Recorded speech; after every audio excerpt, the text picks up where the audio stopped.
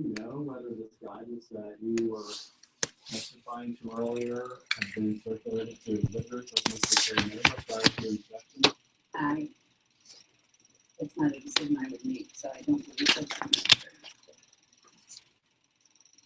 Okay, going back to your inspection, you arrived at what time that day? It was an 11 a.m. show, so probably sometime between 10:30 and 11. You were able to observe the show. Did you see?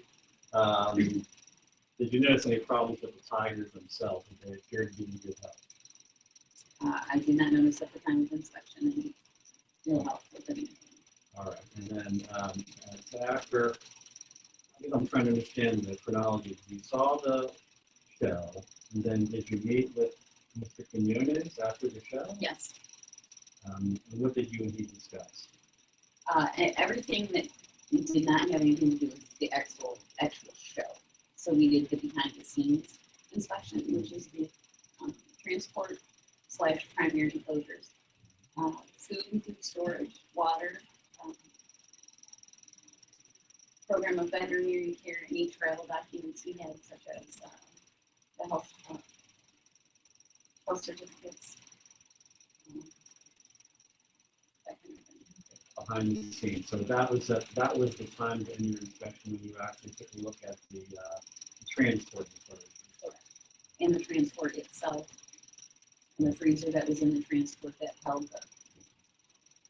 And after you finished this portion of your inspection, what did you say to Mr. Quinones? I don't recall exactly what I said. I went over and remeasured the transport enclosure, so I already knew pretty much that was going to go on the inspection report. And I told him I would be back to do the inspection on the arena, the ring. Did you tell him that? I'm sorry. Did you tell him that? I'm sorry, I thought you were finished. Did you finish your answer? And I told him I'd be back to do the exhibit on the exhibit ring, and I got his cell phone number so I could reach him because it's big place. Okay. At that point, did you tell him that there was a problem with the transport enclosure? I believe I did, but I don't. I'm not positive. Usually, I discuss things that I see before I agree to it. Well, that's the procedure, right? You're supposed to tell the exhibitor what, if anything, you found wrong. Yeah, that's what we do in exit interviews for. And had you spoken? There's a reference to you were speaking with Dr. Laura Gage. You mentioned this inspection. Had you spoken with her prior to your behind-the-scenes inspection? I don't believe I did. I think I did it when I went home, is when I recall talking to Dr. Laura Gage. All right. So you left. So you spoke with Mr. Quinones, and you may or may not have said anything about the transportation. You left, and you said you went home. Yeah, I live 35 minutes from the actual exhibit arena. Oh, okay. So it's easier to write an inspection report there. Right. And you wrote the inspection report, and I assume at that point you wrote the inspection report addressing the transport cases. The transport cases, yes, and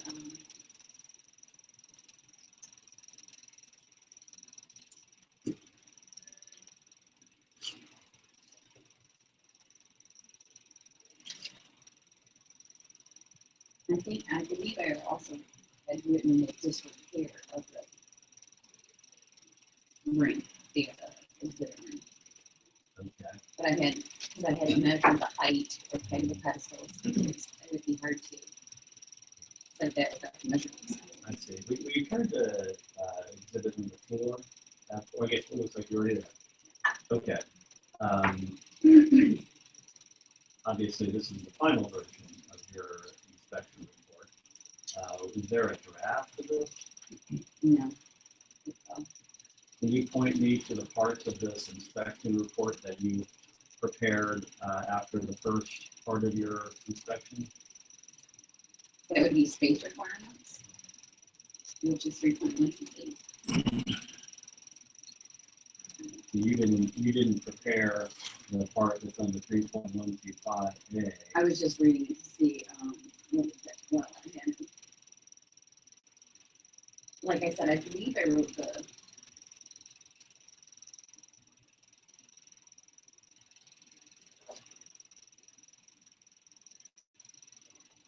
I believe I had the wire spring on there.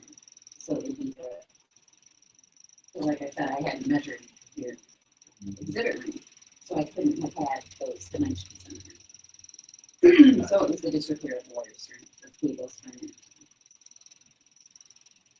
Okay, all right, and then at that point, did you speak with Lori Gage? No, not after I went back. All right, so you're at your house for about how long? An hour or so. Yeah, okay, and then you went back. And what happened when you went back? Then we measured, and I got a closer look of the specific exhibit room. Who, when you say we measured, who's we? Carlos was with me, because we had got somebody accompanying, somebody did inspection, so he was there, and I measured him. Okay. And then I take it you also took some photographs. Correct. And we went through a bunch of your photographs and you took pictures of different problems with the wire and moves and things like that. Now, it seems to me that a lot of the photographs are duplicates of other ones taken, just different perspectives of the same issue that you saw. Is that correct? Objection. That is represents testimony and the exhibit. That's what it is. Well, I think I have the same question. In other words, there are a number of photographs that are all taken from the same perspective, so they're all looking at that side. And as we went through earlier, in some photographs you could see maybe problems where you plate up above, and in some photos you could see problems below. But for example, you could not see in those photographs very clearly that they come high, but any different problems on the other side of the wall. Correct. When viewing the show, I was seated in the same seat the whole time. But when I went, when I went back, those photos were taken, wherever I was seen, closer out where the damage was. I guess the reason we're asking these questions is it's not clear from the photographs exactly how many problems there were with the enclosure. And what I was trying to get at is some of the photographs seem to be pictures of the same problem, taken perhaps from a different perspective. Is that an accurate statement? The two groups of photos are different. The ones, when they were doing their act, were from the same seated position. Sure. Okay, and then you have close-ups of different problems with wires. Same question. Do some of those pictures represent the same problem taken from a different perspective? It's the same problem, but not from the same seat. So I walked around the whole enclosure and took pictures. So it wasn't all from the same side.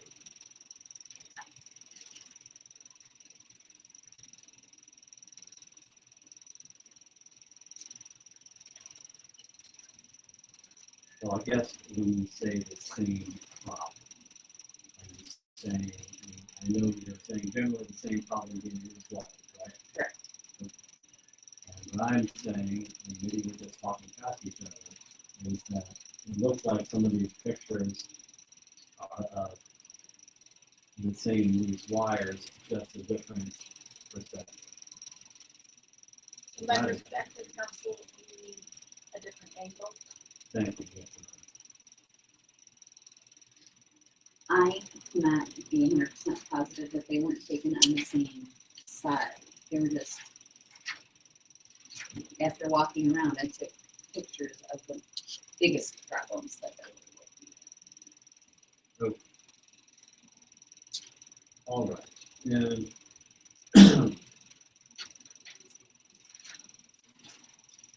going back to your inspection report, you gave 30 days for Mr. TERRANOVA to correct the repairs, correct? Correct. April 10, 2011. And you're aware that he subsequently was given until June 15, 2011, conduct repairs, right? I believe it was extended. And for the record, you are referring back to complaint exhibit number 5, the letter from Dr. Kirsten.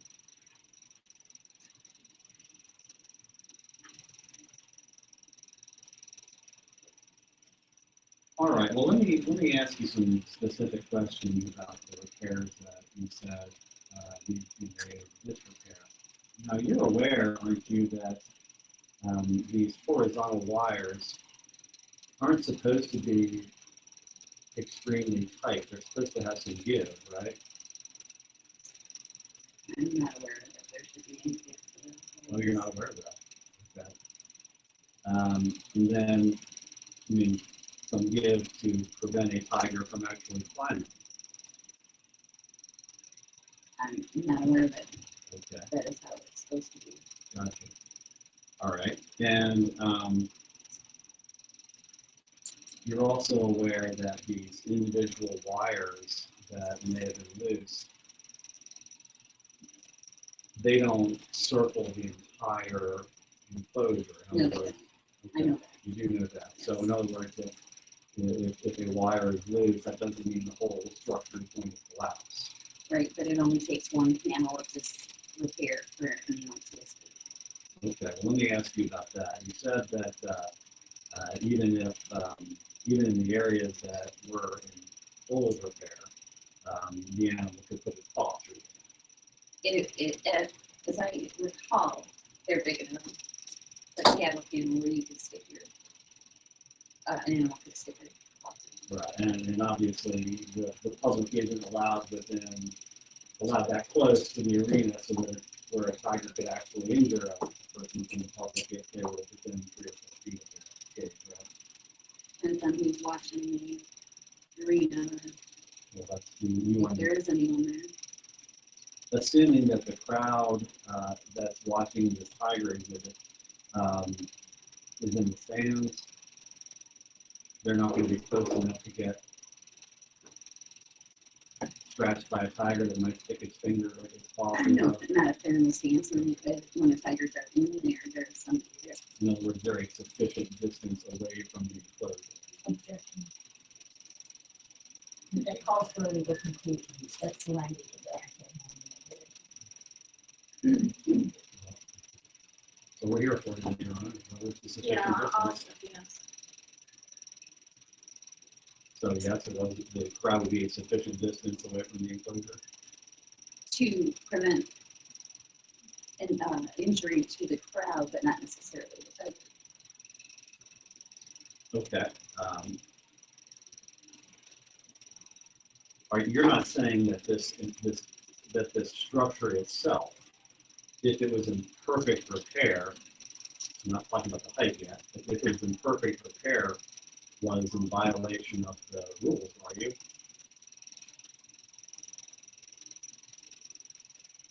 If it was in good repair, it would not have been cited under an enclosure being in disrepair. Okay.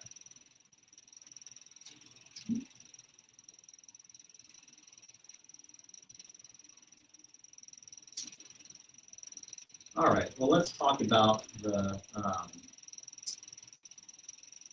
transport cages. Now, I recall that you said on direct examination that if the transport cages were okay for transport cages. In other words, that they were not okay if you're going to use them as a permanent type of installation. Is that accurate method statement? They can only be used for transportation, which is when the transport is going down the road. Okay. And I think you also said something to the effect of what you've seen other exhibitors do is that they'll use smaller transport cages, then they'll let the tigers out and exercise. And in fact, they'll use the actual enclosure where they exhibit them as an exercise. They are supposed to exercise their animals in that, including the show. So that the animals get the exercise during the show, which is twice a day usually, right? And then they're also supposed to have exercise at some point in between shows or before shows or something like that.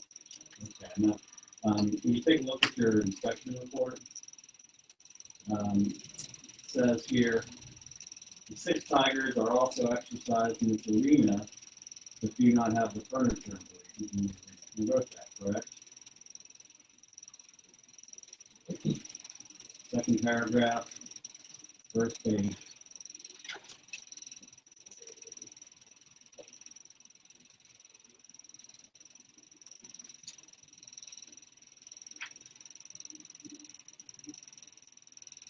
I don't see it.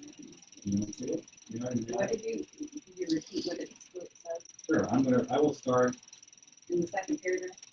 I'll read the second paragraph to you. There are 6 tigers that are being exhibited in an arena that has 12-foot vertical walls.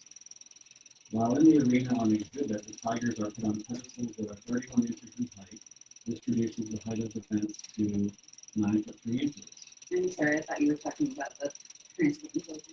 Now, and then it says, the 6 tigers are also exercised in this arena, but do not have the furniture in the arena. Right. Okay. All right, and then these transport enclosures.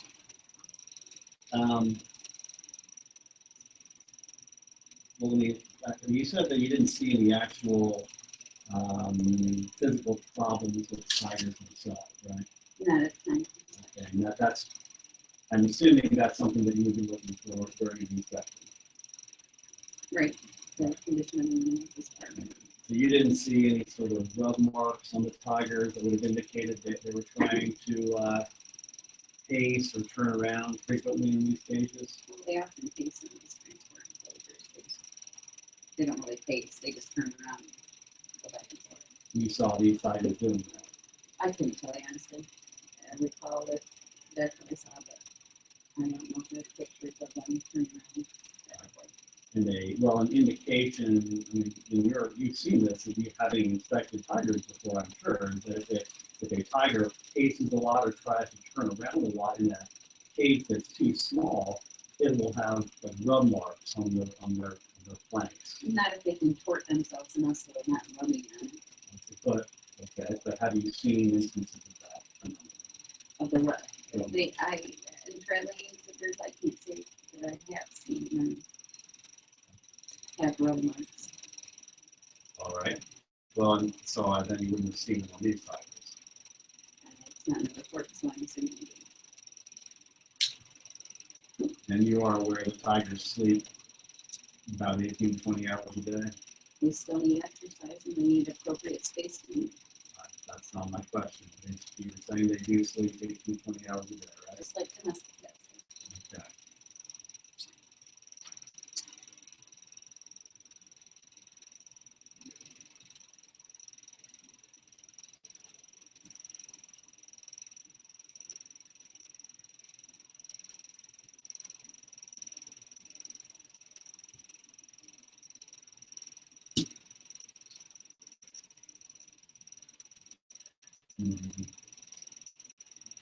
Okay.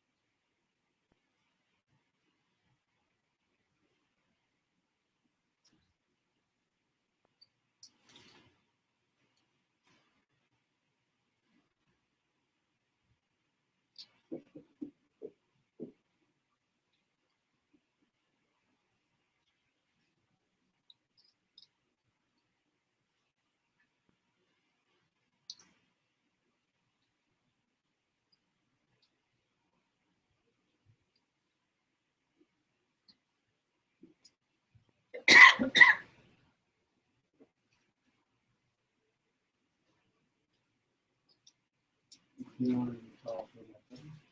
Excellent, please step forward and raise your right hand.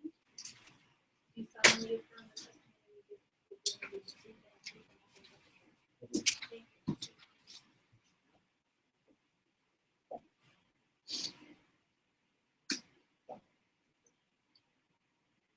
Good afternoon. Please state your full name and spell it for the record. Philip Ledbetter, Phillip, Ledbetter, Lebettett.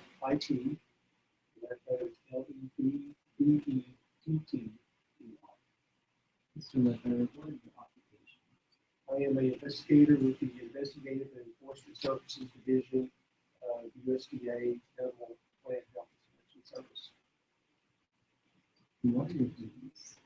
I conduct investigations related to violations of the Animal Welfare Act, the Plant Protection Act, and the Animal Health Protection Act.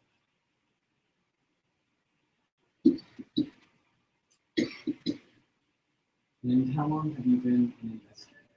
Since October of 2000. In what geographic location are you from? I am based in Missouri, but work throughout the United States on a as-needed basis. And did you participate in an investigation involving terrorist practices? Yes, I did. And generally, what did you do as part of that investigation? I contacted Larry Solheim, who is the general manager of the Tarzan and Blue Circus, to obtain his information related to a tiger escape incident. And do you recall where that interview was conducted?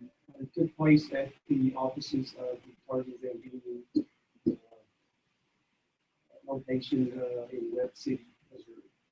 And during your interview with Mr. Solheim, did you speak with anybody else? Yes, during my conversation with Mr. Solheim, he stated that the employee of Tarzan and who would have the most knowledge was Richard Curtis. And did you document the interview that you had with Mr. Solheim? Yes, I did. And in what With Mr. Solheim, I completed a affidavit.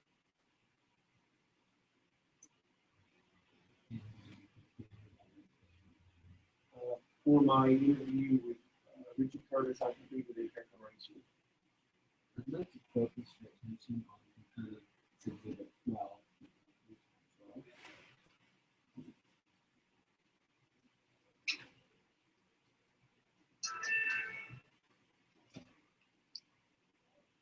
And then you identify this document. Yes, this is the declaration I prepared for my formal interview with Mr. Curtis. And looking at the declaration, when was the date? I conducted the interview on January 2nd, 2014. Looking at page 3 of 4, is that your signature? Yes, it is. And what date did you execute this declaration? On January the 3rd, 2014. And Mr. Ledbetter, why did you prepare a declaration for yourself? My interview with Mr. Curtis was over the telephone, so of course he was not available in person to do a affidavit. So I generated the declaration in which included all the information provided to me by Mr. Curtis during our conversation. Did you recall taking notes? I made just a few notes of just keywords, jog my memory. So at the time you signed the declaration, was the interview with Mr. Curtis, and the discussion with Mr. Solon? Yes. At this time, you honored your Any objection? No. Didn't see it.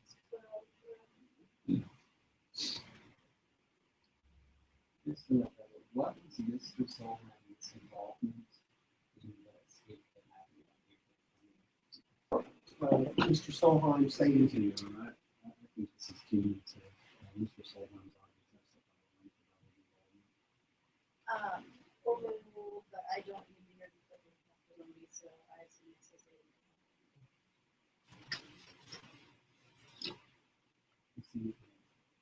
Okay, Mr. Solheim stated that he was not present during the incident, so he did not have any personal knowledge of what actually occurred.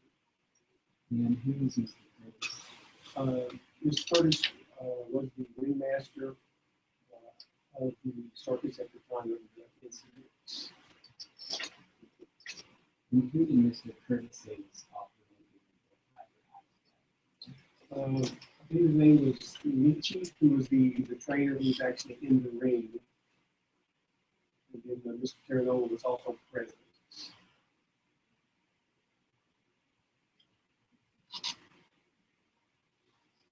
And what did Mr. Curtis tell you about what happened? I asked Mr. Curtis to just provide his knowledge of what he observed during the incident. And Mr. Curtis stated at the end of the Tiger Act that the Tigers were being moved back to their transport stations. He noticed a commotion and looked and saw Mr. TERRANOVA and Michi acting in a urgent manner. He wasn't sure exactly what was going on, but then a few moments later, Tiger walked out into the arena area and then out into a hallway. So at that point, he knew that the Tiger was loose. Do you recall where Mr. Curtis told you that he witnessed that commotion? He was in the ring. And what did Mr. Curtis tell you about what he learned afterwards? And what kind of time you actually After the incident, Mr. Curtis stated that he was told that as the Tigers were being moved into their transport enclosures, that one of the employees started to move the cage and the door wasn't closed, and the Tiger stuck his head out, and when the employee went to move the cage back so he could close the door, the Tiger turned and urinated or sprayed in the direction of the employee, which caused him to jump back. And what he did, then the Tiger was able to come out of the open door. And did Mr. Curtis know that it was an employee of Mr. Turner? He stated that it was. And how long did Mr. Curtis say the Tiger was loose? He said 5 to 6 minutes. Now, is there anything else you remember that I haven't? Yeah, that's super fun. Okay, and looking at the declaration, does this contain all of your observations you had during your discussion with Mr. Solheim? Yes, it does. No further questions. Mr. Curtis didn't tell you how he knew it was an employee? Just that he was told that. He didn't say who told you that. No. Your interview took place on January 2, 2014. The incident took place on April 3, 2013. Do you know why there was such a long period of time without the incident you were into? The animal care program requests IDS, my agency, to conduct investigations. We do not do anything until we requested to do so. So that can take a number of weeks or months, and then it goes to a primary investigator who is in charge of the investigation, and then they will send out supplemental requests for additional interviews if they need to be done in other states or other areas. So again, that can take that can take several weeks for all of that to kind of go through the process. In your experience as an investigator, is this typical of the time that it takes you to interview a witness? Yes. I don't have any further questions for you. Anything else? Yes. You know, at the time, Oh, I'm sorry. Yes, that is your question.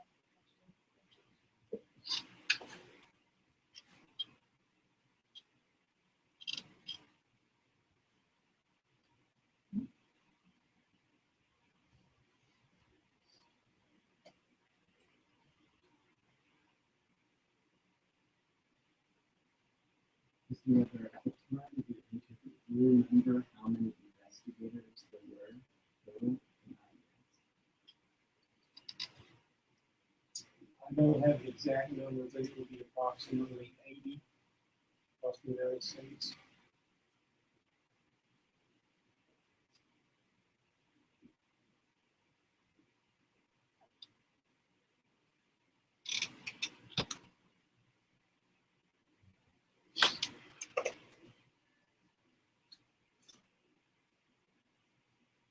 How many investigations were going on at a given time?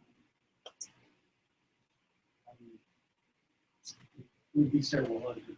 I don't have the exact number.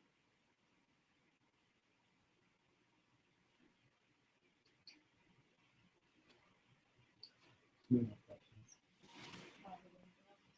Just want to follow up. The agency does have a priority system for its investigation. Yes. No further questions.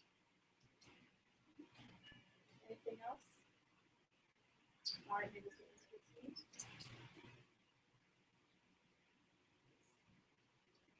Thank you very much. Can you call your next witness? Question number 8. Will you be questioning? Yes. Can you repeat At the end of the disadvantage of thinking it's a lot harder for the recording equipment to pick up the sound.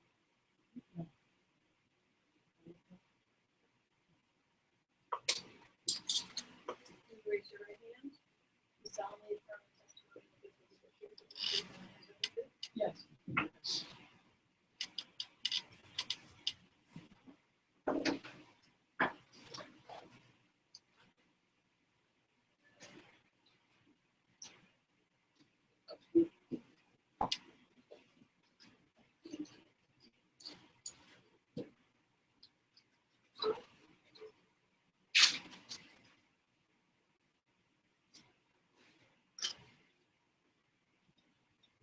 Could you please state and spell your name?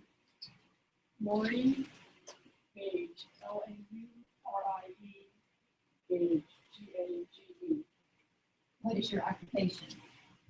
I am a veterinary medical officer. I'm a big cat and marine mammal specialist for USDA Davis Animal Care. And can you, how long you held that position? It will be 12 years at the end of this month.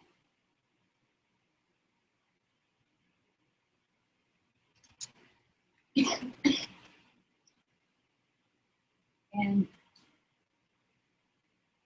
what degrees do you hold? I am a doctor of veterinary medicine, and I also I'm also, have a special designation as a diplomate of the American College of Zoological Medicine. So I'm board certified in zoological medicine.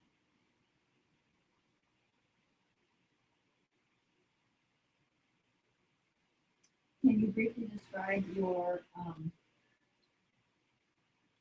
veterinary medical background as far as your education and your work? Yes, I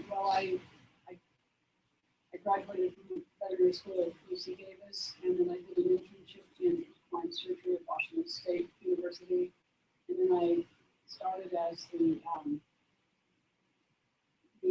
attending veterinary, the staff veterinarian at a park called Morning World African USA, later becoming the director of veterinary services for that facility, and also at the same time was the director of veterinary services for the Marine Mammal Center, which was a facility for stranded marine mammals. I also, during the 23 years that I was the veterinarian at Marine World African USA, which later became Six Flags Marine World, I was an attending veterinarian for a number of different facilities, several of which were primarily big cat facilities, such as the Oregon Tiger Sanctuary. And I also did work for Safari World in Bangkok, Thailand, and was attending veterinarian for a smaller museum that had small animals and cats. And then I did the backup veterinary work for the San Francisco Zoo. And then after I left Six Flags, I was one of the staff veterinarians at the Los Angeles Zoo.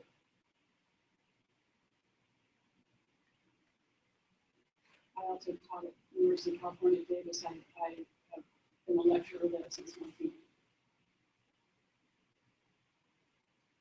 Lecturer in what? I've been a lecturer for the School of Veterinary Medicine since 1980, and I've lectured primarily, I've given most of the marine mammal lectures, but I also lectured to the veterinary students about non-domestic cats, elephants, and USDA issues.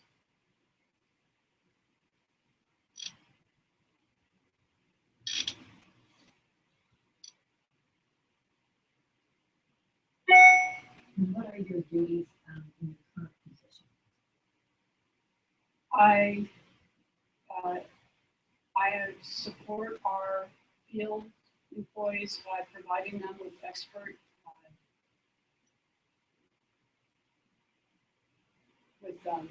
expert opinions on issues that deal with most zoological species. I also assist with creation of policy, and I teach courses, webinars to our employees in a variety of topics that have to do with animal welfare. And I testify in hearings.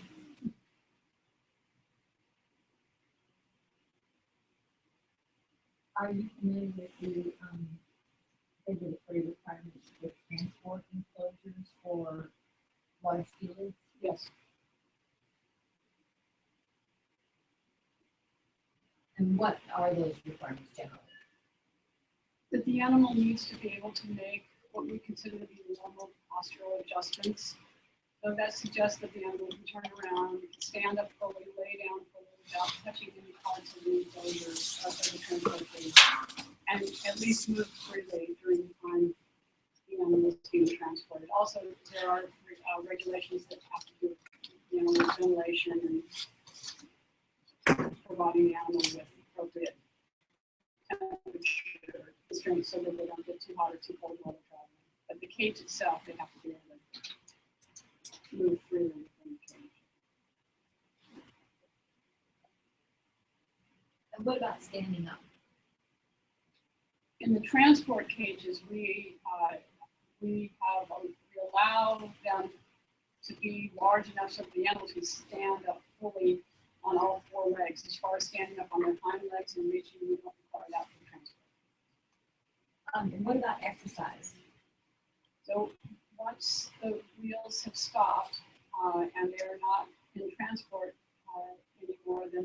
animals are required to be in and have exercise outside of those enclosures. And without being part of the show, at least once a day. And I'm going to use these.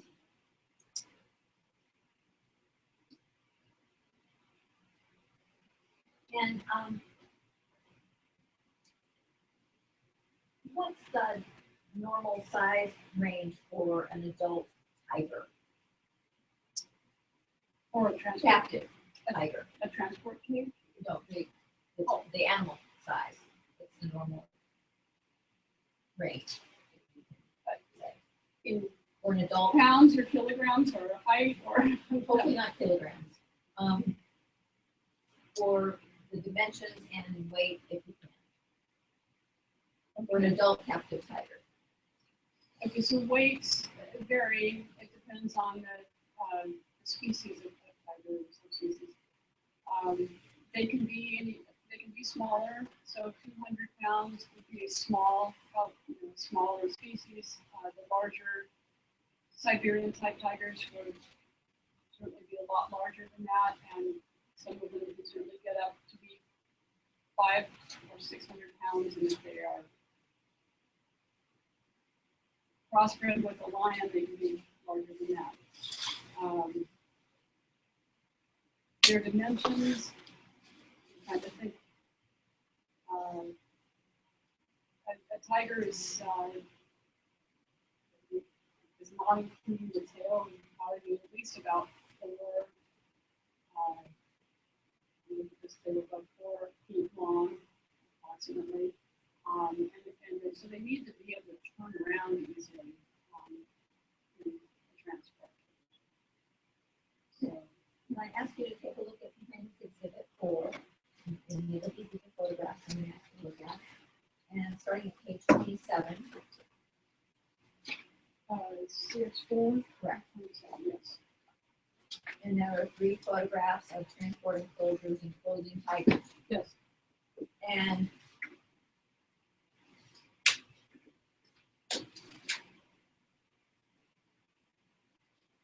I know, admittedly, based on the photograph, are you able to discern whether these tigers are within the normal range for adult tigers? Yes, these appear to be within the normal range of an adult tiger. So somewhere between probably 6 feet long, 5 feet long.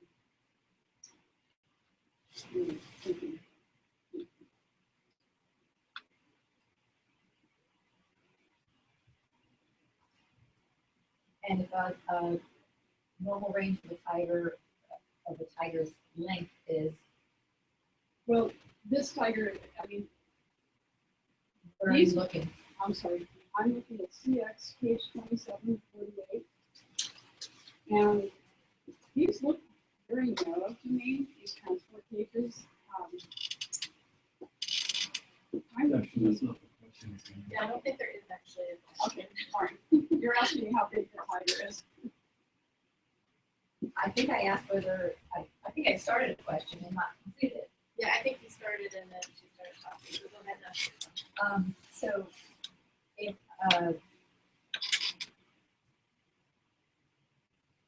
would a tiger that's within the normal length range that you described of 4 feet be able to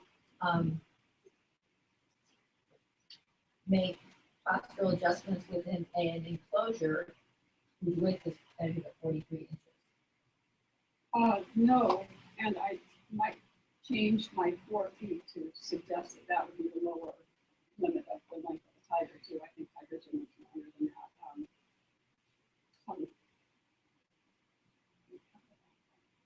So this tiger probably looks like it's more like, probably up closer to about 6 feet long. And so if he's 5 feet long, it's very much wider, but it's very clear for me to see in the picture that tiger is much longer in the cage as well. And if you can try to keep your voice up, sometimes it drops. I know you said Yes. you hadn't thought about that. I I said it very softly, so I Yes. wanted to make sure that the record was accurately picking up all of your. looking at the next couple of pictures, do those pictures indicate to you a better, indicate to you what the size of the tigers enclosed in these transport enclosures was relative to normal range of tiger size?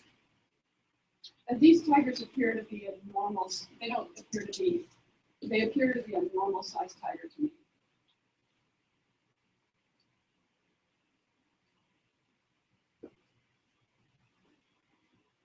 And what is your understanding, if you have one, of the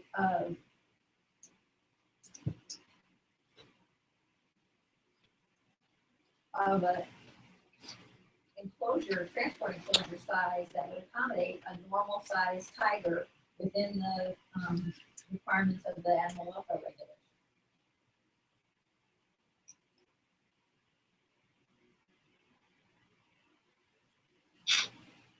Well, the tiger needs again to make normal postural adjustments. So while these tigers would have difficulty turning around without rubbing the cage, we also look at their ability to lay down without touching the sides of the cage. These transport cages appear small to me as compared to other ones I've seen. I think the question was what size we would expect. Is there sort of a standard size or a minimum size for the transport cage? We don't have engineering standards simply because there are different sizes of animals.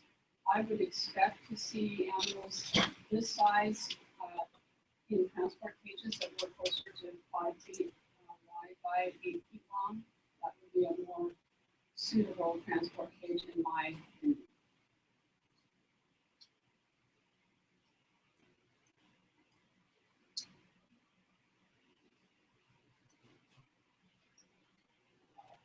And with respect to exercise, I do because that's a requirement for traveling exhibitors. Yes, once the animals are no longer being moved from one place to another, once they say the wheels have stopped, the tigers must have the ability to exercise outside of their transport. And you know for how long they're required to be allowed to exercise? I don't believe there's an engineering standard for that. But I would expect them to be able to exercise for at least an hour outside of their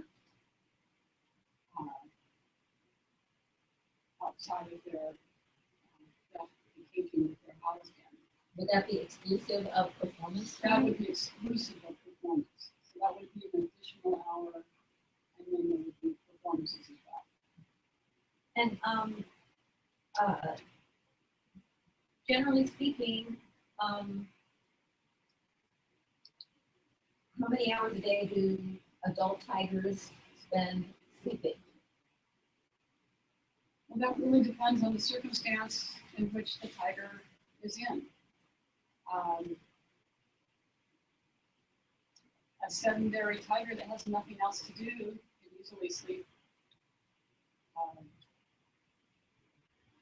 18 hours or more a day, or possibly longer. Tigers that have enrichment, have large enclosures, that have something to do will sleep less than that because they have something else to do. When you say enrichment, what does that mean?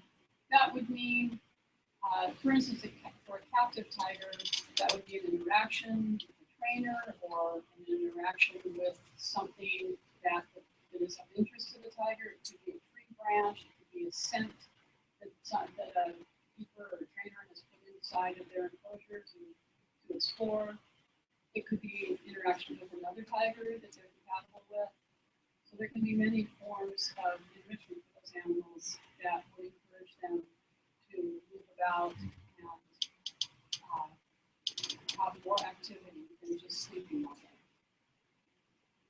And what other activity would a tiger do if kept in the transport enclosure, other than city. They have very few choices in the transport cage. They can stand up and they can lay down and they can sleep or they can be awake, but there's not much for them to do.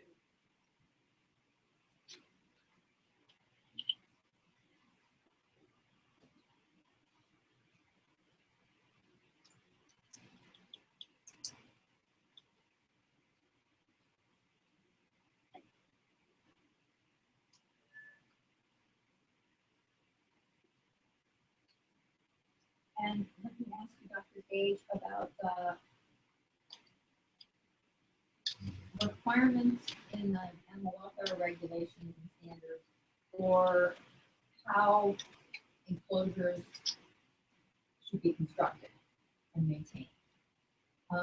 What is your, and I'm referring to enclosures for large feeders. What's the requirements? They must be structurally sound and they must be strong enough to contain the animal. And how strong, if you can describe, are adult tigers? They are extraordinarily strong and powerful. Let me just back up one. Have you raised tigers? Yes, How many? personally, or just have to do with. Have to do with probably over 100. Personally, well, I worked with my veterinary technicians. The technicians raised the tigers and I was involved. So I can't say that I personally raised them all, but I was involved in that. And how many tigers have you attended to or been responsible for as adult tigers?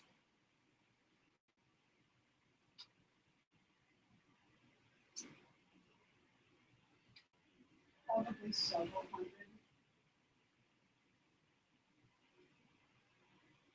And now I'm going to return back to the question about the strength of tigers. How would you describe the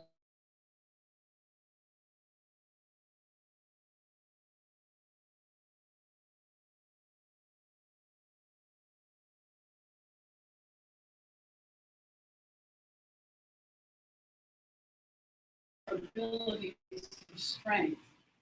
Why are tigers motivated to use their strength than the captive tigers? I mean, is it correct that all tigers are wild? Yes, I mean, all tigers are wild, and any tiger, regardless of its training and instinct, revert to what one might consider a wild characteristic. So you never really consider, at least in my opinion, you never consider them to be tame. They can be trained, but they are not tame. And so when I misspoke when I said wild tiger, tigers living in the wild versus tigers living in captivity, is there a distinction between the level of strength?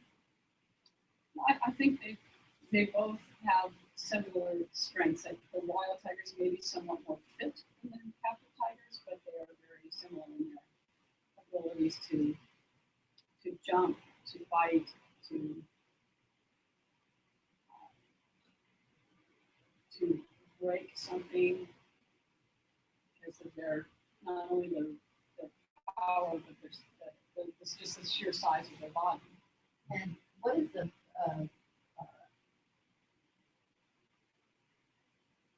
as far as being predators, would they be considered an apex? They are an apex predator. Also, I'm not sure what an apex predator is, so, I could ask the witness to describe that. What does that mean? Well, these are animals that would be at the top of the food chain, and they would be the ones that would prey on lesser species. For instance, a gazelle, a tiger could overdo water buffalo. Tigers are able to, they're very powerful, and they can take really large prey down because of their physical strength. Um,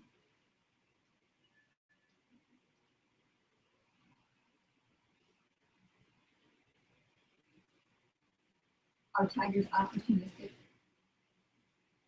as far as being predators?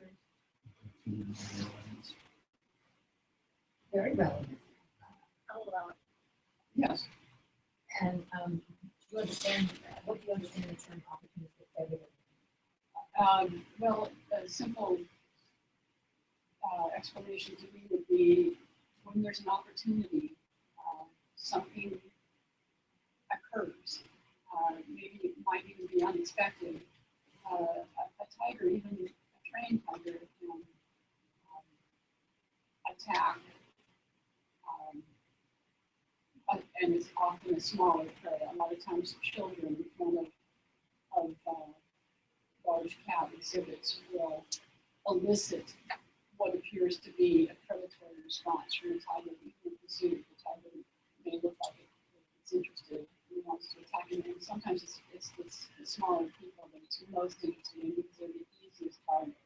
So opportunistic would be finding an easy target to attack.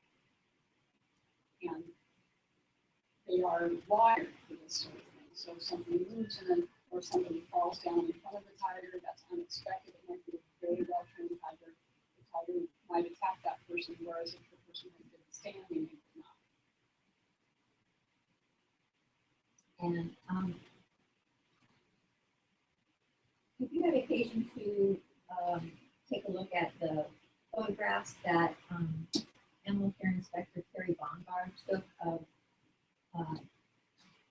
the respondents exhibit on March 10, 2011? Yes. Let's see. Yes, yes, 4.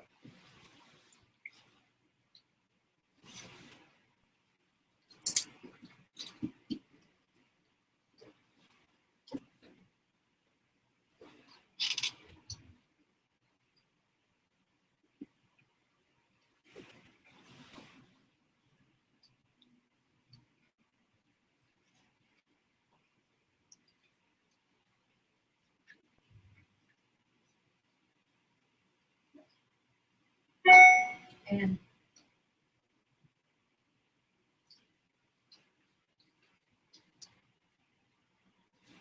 have you seen enclosures that were constructed in the manner that's depicted in Prince Exhibit 4, pages 5 through 25, and then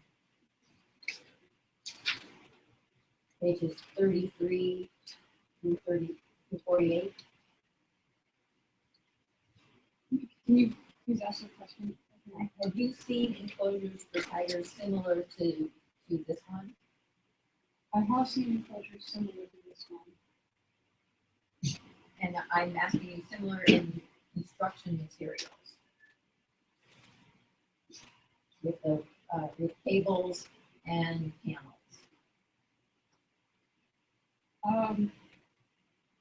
I believe I have seen similar construction to an arena like this. It may have been better repaired than this one, but I've seen similar construction. And looking at particularly the pictures starting at page 33 of Complaints Exhibit 4,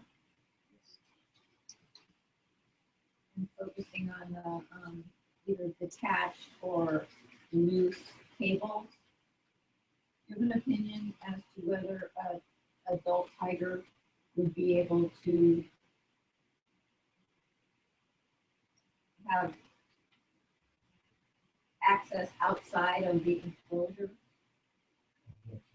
I'm not even trying to answer the question. Looking at the detached cables and the loose cables, I'm going to ask Dr. Gage if she has an opinion about how successful a tiger would be at reaching the I'm going to say wall the cables if they're not all attached or they're or Rather than speaking that generally, we would possibly get, perhaps one or two pictures and identify a spot and Okay. go through that rather than.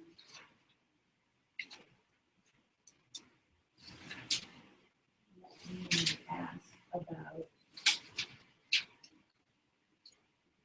And I also get to the reaching, so it's been established in the tiger that it's fall through the cage.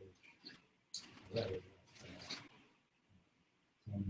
that bad, so you can go to that. And I guess I took the word reaching, to mean the whole tiger would be able to go through, so let's clarify that. okay. I'm going to direct the witness's attention to page 45.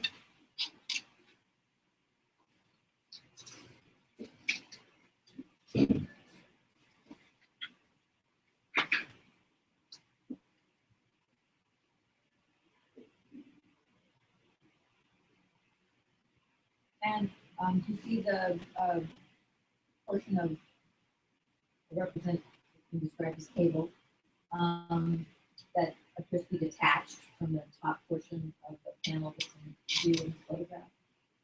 Yes. And what would you expect would be?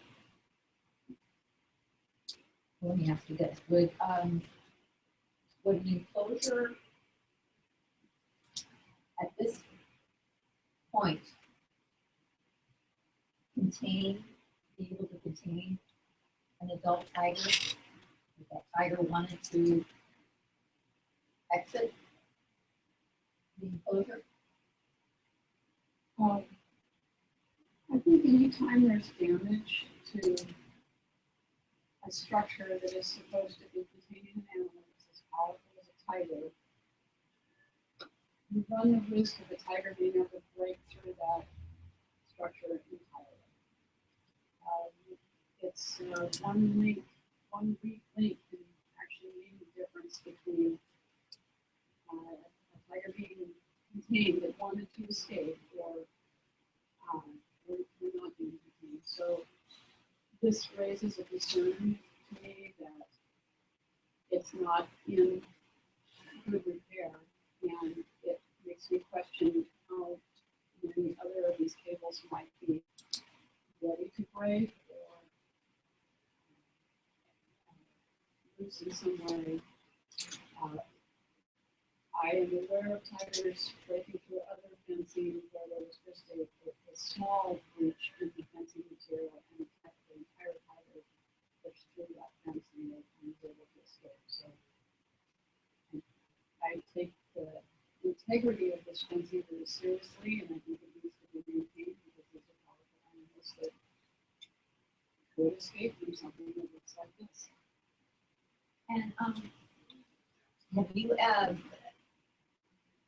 occasion to learn from exhibitors that there's a purpose to maintaining loose cables that so that the tigers would not be able to climb them as well as they could climb taut cables?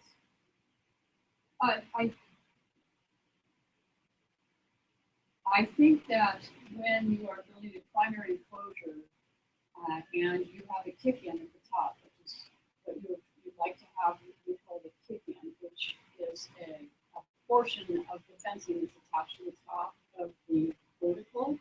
And that kick-in helps to keep the tiger from going up and over the top of the fencing. And you're indicating with your hand that would be an angled It would be an portion. angled portion, yes. So the vertical would come up 12 feet or so high, and then there'd be another portion that's kicked in generally at a 45-degree angle.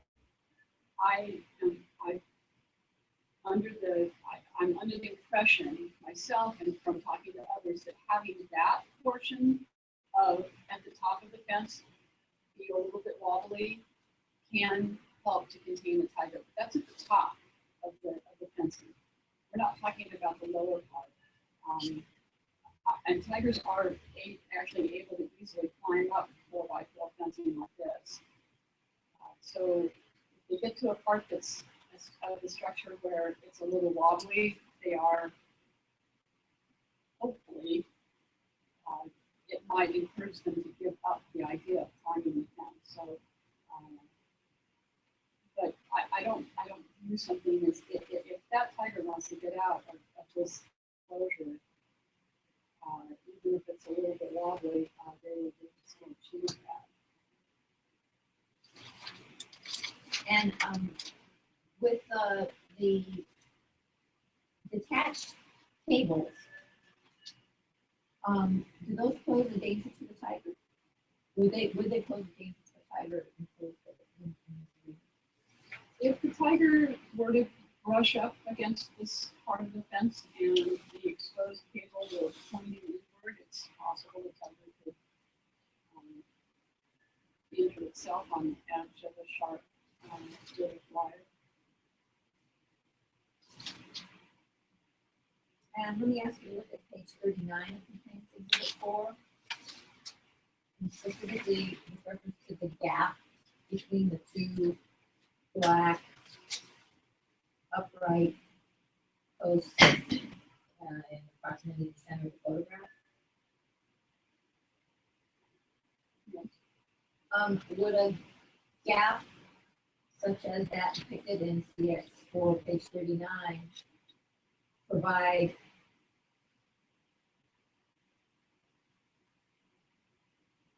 a way for a tiger to begin to get access to the outside of the arena? What do you mean by begin to get access? I'm assuming that based on the photograph that it's the gap is not large enough for the tiger for a tiger to get its body all the way through. But what I'm inartfully asking the witness is whether that gap would be sufficient for a tiger to be able to initiate an exit by pushing, Putting a paw through? by putting a paw through or head. That's, Hold on. there's nothing in the record that says how far, what that distance is, so there'd be no basis for her to remember that. And you're asking between the two solid poles. Correct. That's actually, an issue with all of these spaces is we don't actually know what those measurements are.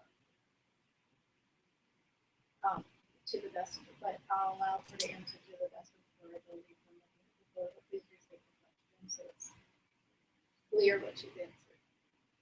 I'll try not to actually restate it, but to say it a little better. Dr. Gage, looking at Complaints Exhibit 4, page 39, with the gap as depicted in the photograph between the two upright black metal pieces, provides sufficient room for an adult tiger to put a paw through or any other part of its body in an attempt to exit. Do my best. So these appear to be, from the photograph, I can't tell if there's any support between these two pieces of metal, or if this metal actually fixed through something in the floor.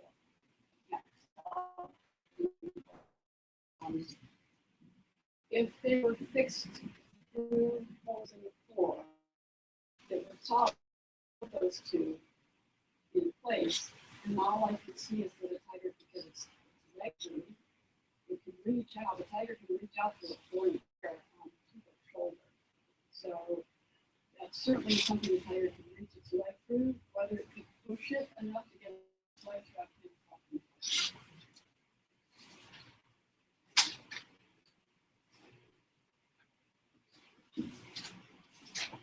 Were our arms and legs on tigers similar size to that if you're saying leg could get through, and I don't know how to describe the floor images with your arms and legs are, would that be true for all four images? I'm generally, when I'm talking about its leg, I actually mean its front leg. So that's what they would generally be reaching. So they just reach through to their shoulder, easily reach between the two bars out to grab something that's standing within about here, so feet of enclosure. They can reach about 3 feet through a space like that. Whether they could push the panels apart is really hard to talk.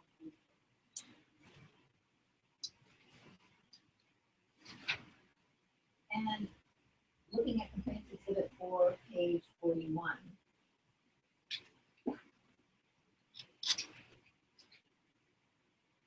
I'm going to ask about the pedestals or the platforms depicted in the photograph. And there's been testimony that they are affixed to the frame of the mount. You see the two platforms? Yes.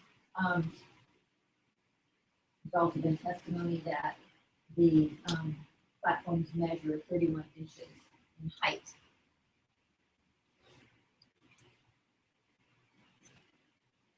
Do you have an opinion whether a 12-foot high enclosure that provided platforms that were 31 inches high on which adult tigers could sit would be sufficient to contain such a tiger?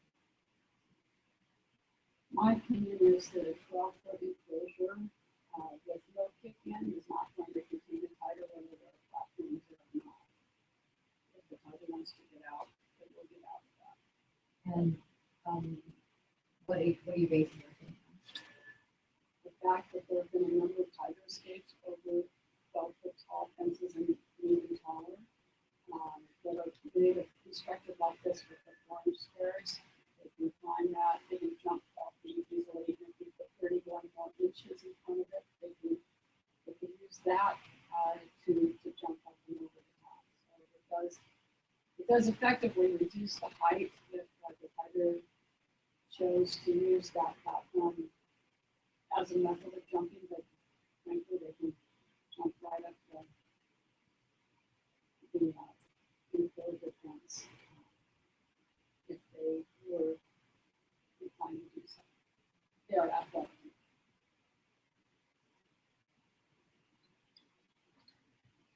And taking this, you've seen the photographs, and have you also read the inspection report that Ms. Baumgartner wrote? Yes, but not recently.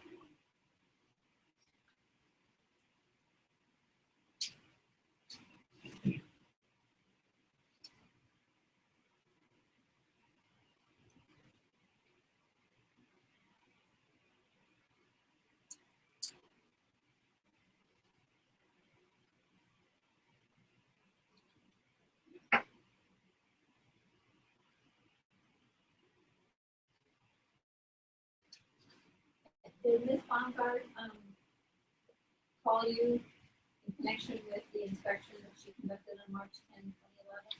To the best of my recollection, yes, she did. And do you recall anything of that conversation? I get so many of these calls, so I believe I remember it. I believe I remember parts of this conversation. What do you remember? It just, this was when we were determining what to do about these arenas, when there are platforms in the arenas that are already only 12 feet tall. That in essence makes the effective height of the cage even less, and it makes it an easier enclosure to plan the escape from. And so I think that we discussed the fact that the pedestals in there made it be more likely for the time for more use space. And did you discuss the issues with the cables, the detached and loose cables, vertical and horizontal? To the best of my recollection, I would imagine that we did discuss that. I don't remember who it was. And based on the photographs and your conversation with Ms. Longard, did you form an opinion, or do you have an opinion as to whether the arena depicted in the photographs on March 10, 2011 would meet the containment requirements? I have a much stronger opinion, but I don't believe it meets the criteria for containment. And I feel more strongly about that now, even more so. Why? Because there's been more evidence of tigers having the skills and ability to get over fences of these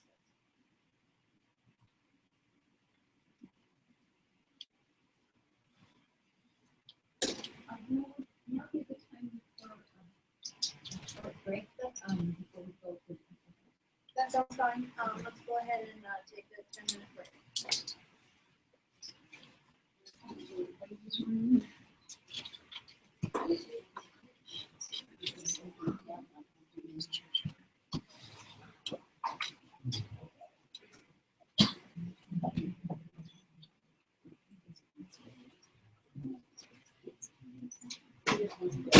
Yeah, I knew it was once a day, and I just didn't realize it was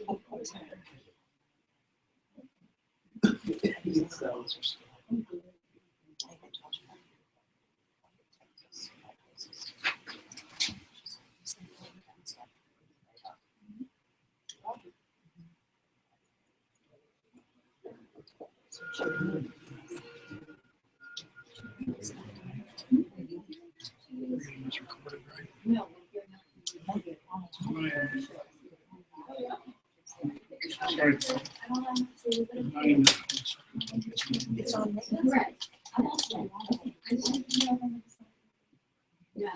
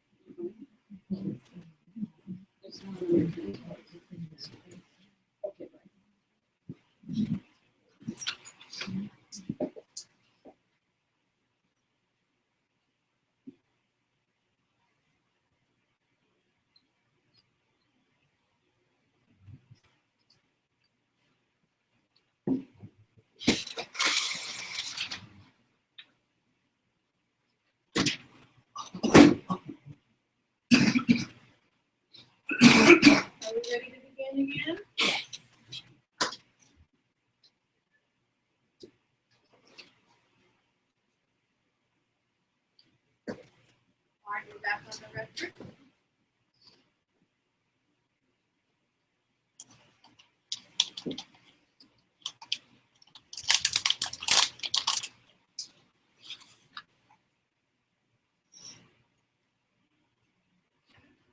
Dr. Page, were you made aware of an animal, of a tiger escape occurring in April of 2013 at a circus in Kansas during an exhibition by Mr. TERRANOVA? Yes. And how did you become aware of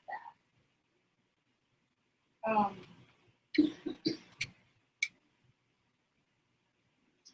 I believe the inspector or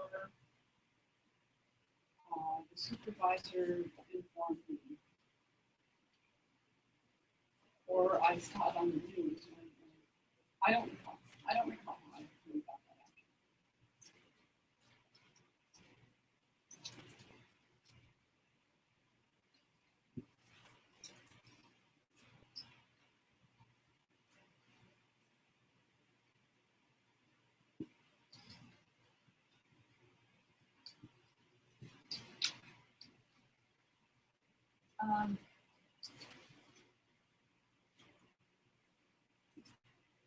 Can you describe what the handling requirements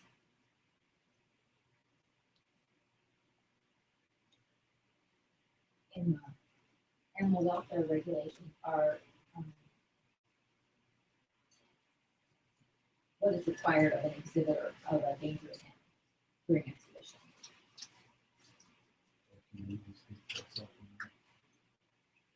Yeah, and it's a very broad question.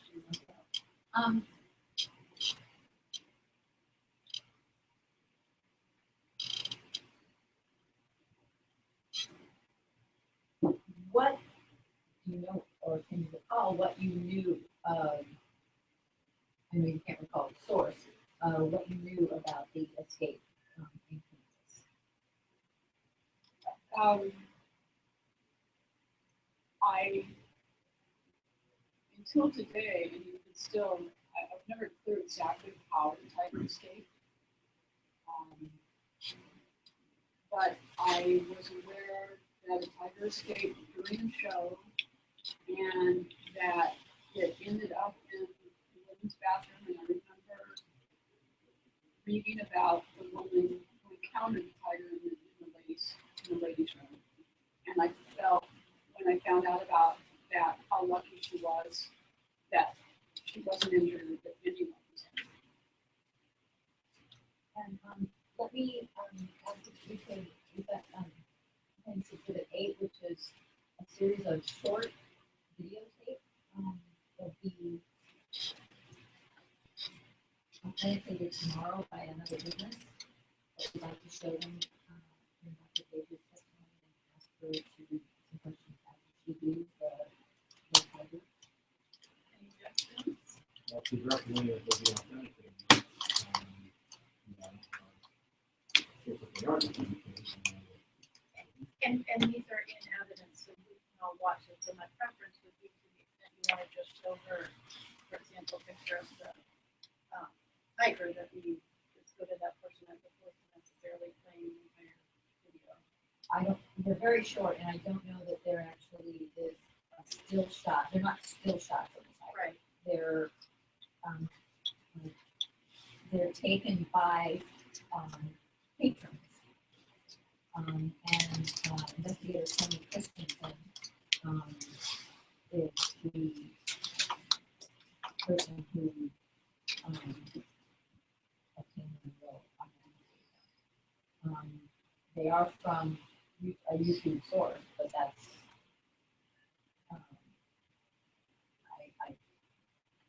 I believe they're actually sort of self-authenticating. And will this be the only time we need them? I just want to make sure I'm not going to watch them with everybody. We're not, well, this is, well, I think we may have to watch them with Tony Christensen. Fair enough.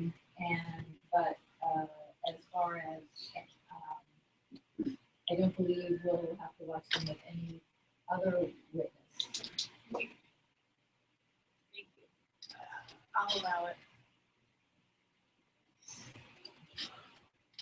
So, I don't. Can you see from there? I You're can welcome to stand up and move if you need to. I can see It's the same for anybody in the audience. This is complaint exhibit 8, and it says series of, I believe 5. So there's some better photography than others. Oops, let me bother.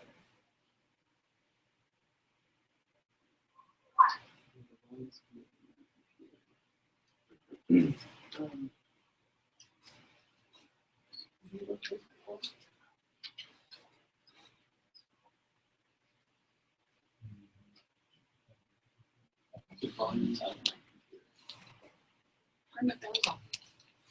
Huh? If you turn the fans off, it will be here.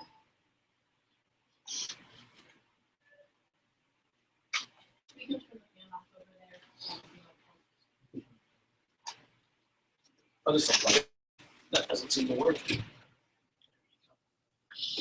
to see a tiger. The little woman has gotten a lot more than she bargained for when she came face to face with the giant feline in the ladies' room. ABC John Muller had that story for us. Janet Crable was excited to see exotic animals on her family's first trip to the circus. The tiger show had just finished, and I thought, well, this is a good time to head out to the bathroom, be back before the next show. Instead, she got the surprise of her life from a potentially ferocious feline. On Saturday night, a tiger named Leah, seen in this video, ran away from its trainers during a show in Salina, Kansas. Leah left the circus ring heading down the arena corridor before being cornered by security in the very same bathroom Crable was about to head into. She's a female tiger, so of course she's going to be in the female restroom. She entered the restroom through a back door, finding herself faced within 2 to 3 feet of the furry feline. Well, my first thought was, okay, I need to be calm, turn around, walk out, it'll be fine. That's what I did. If this sounds like something out of a Hollywood movie, you're onto something. Forget Zach Galifianakis' close encounter.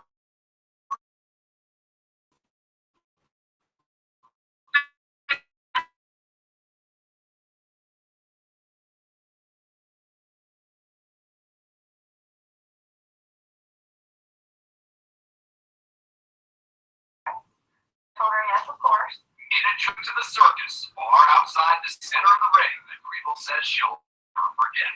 Good Morning America, John Muller, ABC News, New York. I would like to object for the record as to the relevancy and reliability commentary that were made in that news report. I share a lot of your concern with the reliability of that, and that's certainly something that you can put in your brief. And we're not using, it's the images of the animal, not the, The animal didn't wash its hands. no, it's not even that. It's the images of the animal depicted, not the reporters.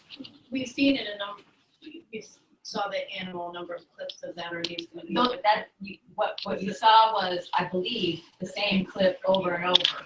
So these are different clips from different vantage points. I believe.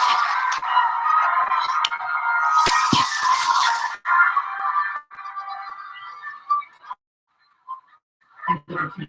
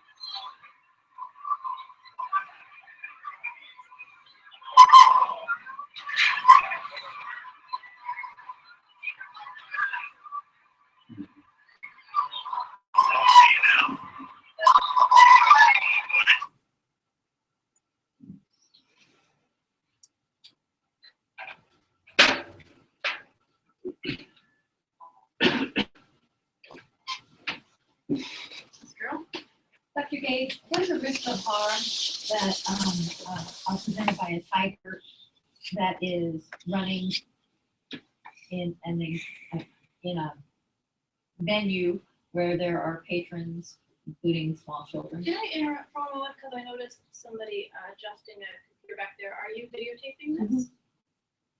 Was anybody else aware that this was being videotaped? No. Let's go off the record. Ma'am, can you tell us what you're using the videotape for? It's just to have this on record. Are there objections from council about Yes, Your Honor. It's traditionally, I don't know of any instance when a hearing has been videotaped by a third party. And I believe that there are regulations prohibiting the taking of photographs and video by